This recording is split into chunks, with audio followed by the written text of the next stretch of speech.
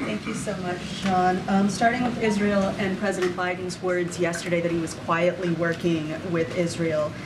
Is he signaling, with these words, is he signaling for a ceasefire? And does the administration still support Israel's position that a ceasefire can only be possible if Hamas is eliminated? Nothing's changed about our view here, that we don't support a ceasefire at this time. And there's no change to that because we don't believe that that benefits anybody but Hamas right now. We do continue to support humanitarian pauses, but not a general ceasefire right now. The president wasn't signaling any change at all. In fact, he was signaling very much a very consistent view that he has had since the beginning of the conflict. Well, we've got the China question. Today, China launched a satellite over Taiwan's airspace. Yesterday, they sent 10 aircrafts, 4 ships, and 4 balloons. Some kind of weird 12 days of Christmas.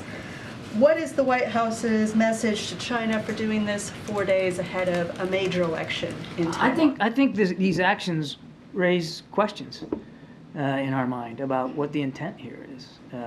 You mentioned coincidental here in timing to the election. I have proof that that's what's driving it, but it sure does raise interesting questions, doesn't it, about what their intentions are, what their goals are with this activity. I'll tell you this: we believe that the democratic institutions of Taiwan need to be respected. We want to see a free and fair and transparent election, and we're willing and standing by to work with whoever the people of Taiwan elect into their government. I've got another one not about the defense secretary, if you want to take it. None of your questions have been about the defense secretary. Thank you.